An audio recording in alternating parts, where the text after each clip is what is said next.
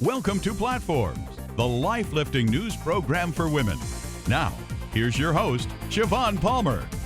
Hey, welcome back everybody to Platforms, the life-lifting news program for women. We're continuing our conversation this afternoon with Dr. Todd Dewey, one of the top cardiac thoracic surgeons in the United States. Dr. Dewey, I would be so remiss if I didn't ask you about heart transplant in general, the whole process, candidates for this procedure, and just kind of take us through the steps of a heart transplant. Sure. You know, heart transplant's a unique thing because it begins with a gift. It begins with a gift of a donated organ from a family who've had a traumatic event. You know, someone in their family has died, and either the family has willed their organs to transplantation or they've made that decision personally beforehand by signing their donor card. So it's unique in that sense that, you know, transplantation would not survive in this country if it wasn't for the benefit and the grace of people to actually donate their organs.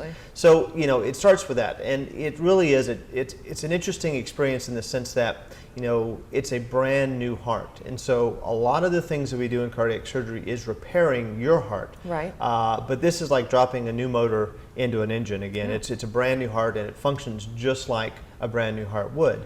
And so if you're in your 50s and 60s and you get a heart that's in your 20s, you know, and the average age of the donors is in their early 20s. Really? Yeah, and so it's amazing. These people can go back to normal productive lives. And well, I wanted to ask you the time. I'm sure there's a critical time period by the time the person passes and when you harvest the heart to get it, you know, into the recipient. So what's that time frame there? So typically what happens is for heart transplant particularly, the donor still has to be alive technically. You know, they've suffered brain death, and so they've been tested by a neurologist, and they've had a number of things to ensure that they have a devastating brain injury, either from an automobile accident or some other traumatic injury. But their heart and their lungs and stuff are still functioning. And so what happens is we time the procedure so that the donor and the recipient are taken to the operating room practically at the same time, because the heart can only last for about 4 to 6 hours outside of the body. And so when the physician goes and harvests the organ, then he flushes cold saline solution through it to cool the heart down, and we pack it in the ice, and then we bring it back on an air transport system. And so we want to time it so that the old heart is being taken out of the recipient's body at the same time the new heart is coming in, to sort of limit that time that the heart's not functioning, and sew it in. And usually it ends up being about 2.5 to 3 hours. How much time, what do you physically have to do to remove the old heart, and how do you prepare the chest cavity to receive the new organ? Well, it's just plumbing, really, and it's pretty easy. We just basically take the heart out, and there's 5 connections that holds the heart in. There's the inferior vena cava, there's the aorta, the pulmonary artery, and then the left atrium. And so we just divide each one of those things, just leaving us enough length to sew things back together.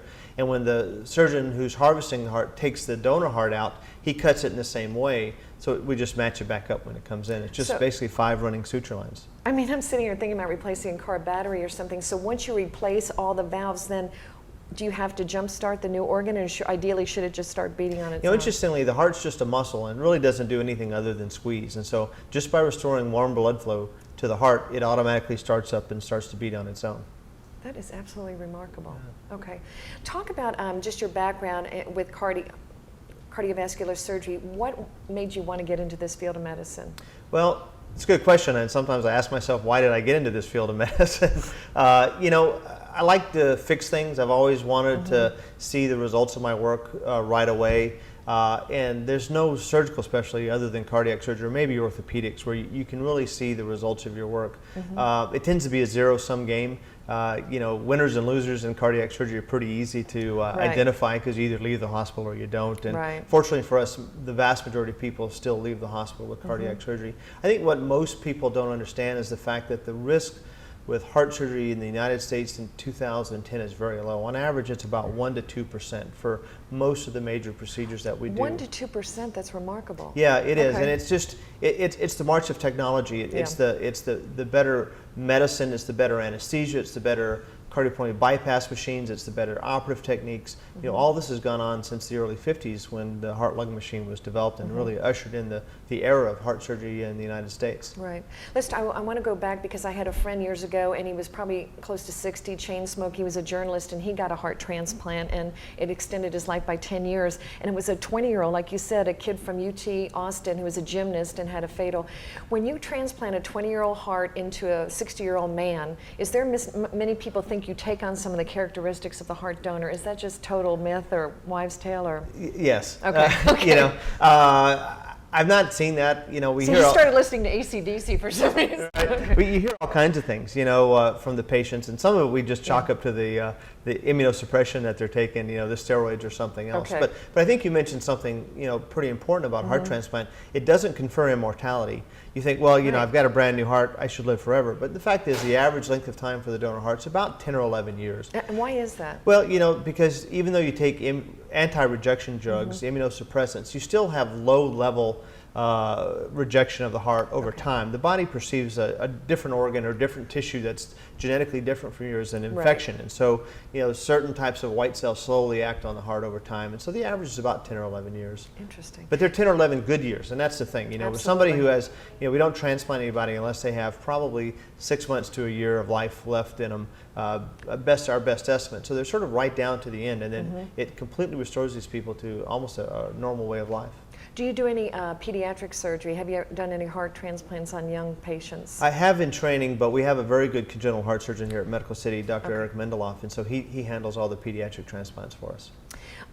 You're 47 and you've probably seen some remarkable cases. Is there one particular case that was that really stands in your mind in terms of particularly challenging or unique situation with one of your heart patients? There is actually, and this is something that just happened not too long ago. We had a young lady here who had a cardiomyopathy or weakening of the heart because of pregnancy, and she ended up getting a cyst device, and she ended up getting a heart transplant. And then just recently she ended up having... While she was still pregnant? No, she had delivered the baby already, but she had a heart transplant a couple years ago, and she just got pregnant and delivered again. So, you know, here's a young lady who, you know, essentially would not have survived without the aid of a ventricular cyst device, and then certainly would not have survived without ongoing transplantation. And now she's living a normal life and having had another child and doing well. I'm going back to women's health just in particular. We've got about a minute and then we'll come back. But is there anything gender specific that's different between men and women relative to heart surgery? Well, there is. And one of the things for transplantation particularly, we try and match female donors to female recipients. And so because female donors into male recipients or male donors into female recipients, there is some genetic mismatch that can, we think, shorten the length of the donor time. Really? Yes. And the other thing too is women, particularly of childbearing age, typically have some antibodies that they've developed because of the blood crossing the placenta between the baby and the mother. So sometimes they're actually harder to transplant because we have to work around their antibodies that they've become accustomed to. This is fascinating. Okay, hold that thought for just a moment. When we come back, ladies and gentlemen, we'll continue our conversation with Dr. Todd Dewey in Medical City, Dallas. This is Siobhan Palmer with Platforms.